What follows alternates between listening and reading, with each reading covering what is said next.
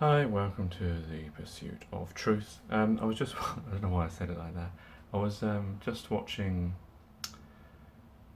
social experimentalist Danny, his video, um, which was really interesting. It was about people going to Madame Tussauds, and obviously the people out there, the security wanted to stop him, even though he was in a public place, and they wanted him to explain what he was doing, why he was doing it, how long he would be, all that kind of stuff, and to stop, even though he's in a public place. And obviously, as far as I'm aware, in a public place, like a road or a park or anything that's public, you're allowed to film, and you don't need to ask for permission, even filming other people, because everyone's there and it's public.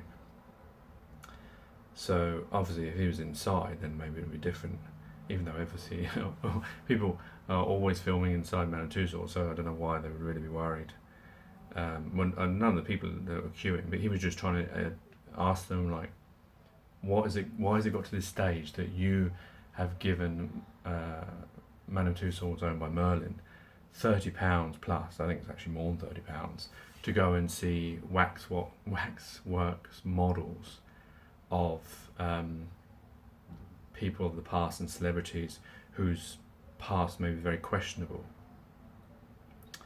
And I know I've talked about similar things in the sense that people who support football teams, but I question it in the way of division and how it's done that. But there is obviously a lot of, when you actually think about it, it did make me think, because I know I've been to Madame Tussauds as a child with my mum and dad and sister, and then I took my wife and my oldest daughter to Madame Tussauds because of the family trip that I had with my family and remembering that. And it's interesting, if he'd approached me back then, I probably would have thought, what's the problem with, this is normal to go into these, museums or family attractions or whatever. But when you really think about it, if you think, you're spending hard-earned cash to see plastic or wax models of celebrities who you're never going to meet, who probably don't care about you, who want to hide from you, and all they want is your money. And I'm not saying all celebrities like that. I'm sure there's very decent celebrities, and some of them are obviously historical figures. But the fact is why are you making out that somehow they're more special than ordinary people? You don't have waxworks. Why can't I say that properly? Waxworks models of ordinary people who did it, just as much as a celebrity person. Just because Winston Churchill did something, what about all the soldiers that actually were fighting? Not that I'm trying to use World War II as a perfect example, because to me it's war and it's killing people, but what I'm trying to say is that you won't get all those soldiers waxworks models, you only get him. Why is it he's more important? Actually, you probably get Hitler as well in there. I'm not sure if you would or not, but I'm sure at some stage he must have been in there, no? Not as a good figure, but as a historical figure. Like you do. I seem to remember the Jack the Ripper. When I went as a kid, there was a whole section of Jack the Ripper and his victims, laid out with their stomachs open and blood and guts and everything. Although I think it was actually a different part of Madame Tussauds, and it had another name, wasn't it? They had two sections. I don't think they have that bit now. But you see what I'm trying to say is that it's true what Danny's saying, but the problem is we all have a journey, and at some points in the journey, like I'm thinking of myself, that I would have thought, well, actually, if he'd said what he said, I probably would have thought, well, yeah, he's actually right. Why am I wasting money to see this? But it's a bit of harmless fun. But wait a minute, is it a bit of harmless fun? Because when you add all these things up, when you add up football matches, how much is a season ticket for that? There, all these different attractions that we go to, that maybe this money could be used for people who are starving, or people who would be able to better use that money that we're just wasting. But then again, of course, the counter argument would be, well, we don't want to just all sit inside and not have a life. But I understand what he's doing. But the interesting thing is why is it that people always want to try and stop people from airing their view or questioning authority?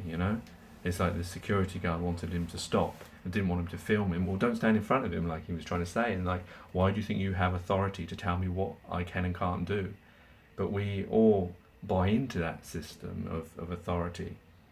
You know, it's like, what was the program I was watching? It was about these kids who, it was on, I think it was Channel 4 or was it BBC, don't remember, about these kids who they they were trying to do this, like, it was up north, and they were trying to swap these kids around, Muslim kids and white kids, so-called white kids, around, integrate with each other, and making out that there wasn't integration. A load of old rubbish, because the schools if you go to, I mean, maybe it's only a London thing or a South thing, and it's not so much, but I'm sure it is prevalent in Manchester and Birmingham, Liverpool, places like that. But they made out that, that they're segregated, because they probably picked a private school and a Muslim school, an Islamic faith school. So obviously, they're going to have predominant of those in them.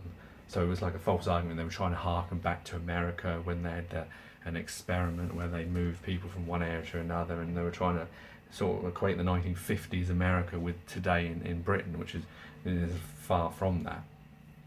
But the thing is, one of the teachers said that, because someone said about judging, or someone said a comment about it and said, oh, we don't, who has the right to judge someone? But then again, I was thinking, like, wait a minute, you're teaching a system that believes in that, because even though Christianity and says you should, lest the judge that you be judged, or something like that. But the system that we live in, that schools are teaching, is that we have people called judges who do judge you, and people called police who judge you. There's this whole we shouldn't judge. We judge all the time, and the hypocrisy of the teacher. It just made me laugh to think that, do you not realise you're teaching that system of judgment that we do all the time? The same as like Danny. He, a social experimentalist, was being judged, and like, why you got a camera, why you got a megaphone, and asking people why you're here. Well, who is it to say who can and can't do things? But because we live by this system, and we have to, obey and not cross the line and all that kind of stuff. So I thought it was a really interesting video. I'll put it in the companion to the Pursuit of the Truth. But like I'm saying, that at different points of your lives, you may go to these things now. Like if you were a truther, you probably wouldn't.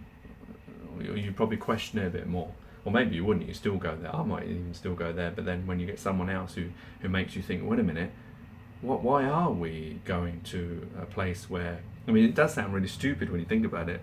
We're paying a lot of money, and it is extortionate prices, to see waxworks models of historical figures and celebrities. I mean, is that what if you think about like the meaning of life and all that kind of thing, and this is what we're doing. I've seen people are struggling to find their next meal and the next bed. Take care, take it easy, God bless, and peace.